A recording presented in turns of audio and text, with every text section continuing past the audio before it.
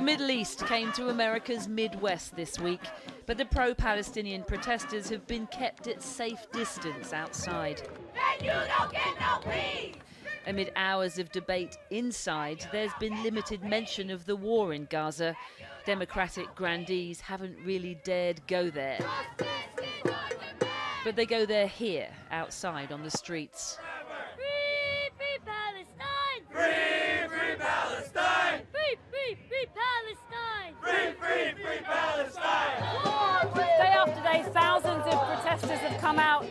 Amazing to think they are just blocks away from the Democratic Convention, and yet they are being shut outside and largely ignored. And the Democrats are convening right here. What's your message to them, to Kamala Harris? How could us as humans watch the genocide and you aren't the Democrat just not doing nothing about it? If you really cared about Gaza, stop. Stop the weapons that are given to them to kill more Palestinians in Gaza. And we'll keep working to bring hostages home and end the war in Gaza. Joe Biden did briefly mention the Middle East in his speech on Monday night, but the week before he'd just waved through another multi-billion-dollar arms package for Israel. And look how a protester with a pro-Palestinian banner was dealt with by fellow delegates in the crowd.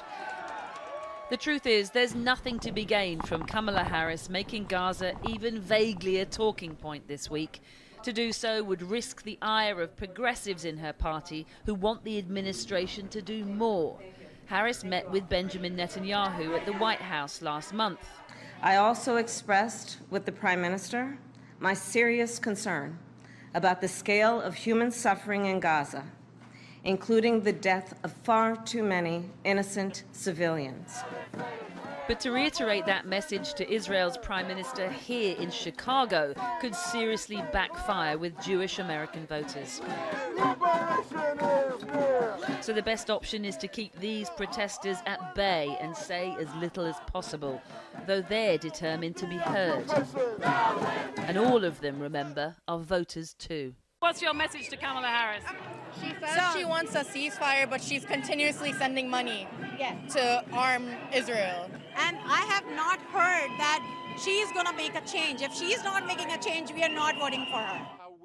It's one thing keeping vocal protesters out of the conference arena, but what about the Uncommitted movement, the roughly 36 actual Democratic delegates to the convention who've been withholding their support for Kamala Harris in protest at the administration's staunch support of Israel?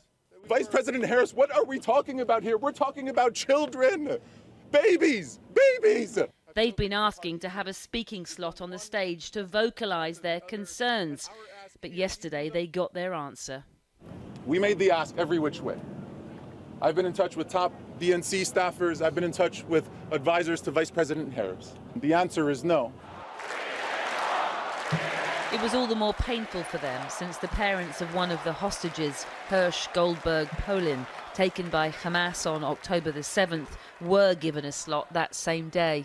Anyone who is a parent can try to imagine the anguish and misery that John and I and all the hostage families are enduring. Yes. In the crowd, we ran into Cornel West, the left-wing philosopher who is also an independent candidate in this election, and says the lack of mention of Gaza is indicative of an unspoken prejudice. Because they're talking a lot of unity, inclusivity. But the sad reality is that if those precious Palestinian brothers and sisters and babies were Europeans and the crime was perpetrated by Africans or Muslims, the United States government and the British government would have the exact opposite response. It would be wise for them to pay attention to our voices. They might not win this election without our support. It's extremely unlikely Gaza will feature in Kamala Harris's showcase speech tonight. But she'll need to find a form of words between now and the election that displays her empathy for both sides and her determination to bring the bloody war in Gaza to an end. Well, let's speak now to the American pollster and communications consultant, Frank Lantz, who's also here in Chicago. Frank, it's good to have you on the program. Let's start with Gaza.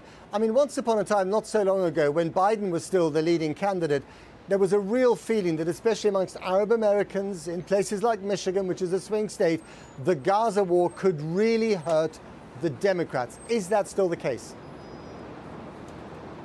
It doesn't feel that way. I've attended 2 of the protests here over the last 3 days, and they've been very, very small. Just outside the convention yesterday, there were maybe 15 protesters seated 100 feet from the convention site, presenting their point of view. And then about a third of a mile away, there were several hundred.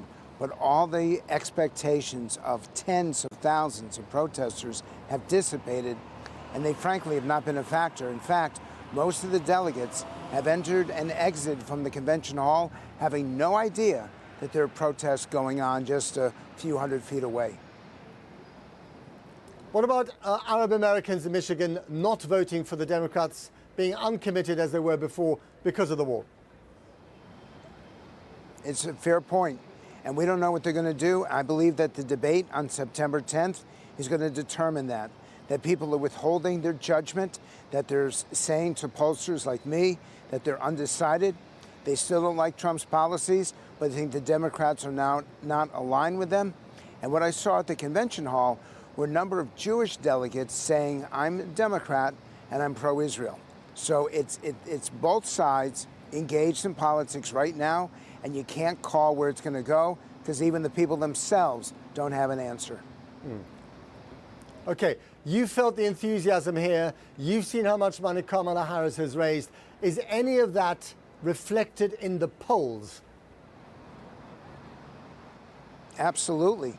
I've never seen a candidate in my career do as much of a turnaround in terms of her image, her reputation. Joe Biden was losing by 4, maybe 4.5 points when he dropped out. She is now winning by 3 or 4 points. That is a significant change.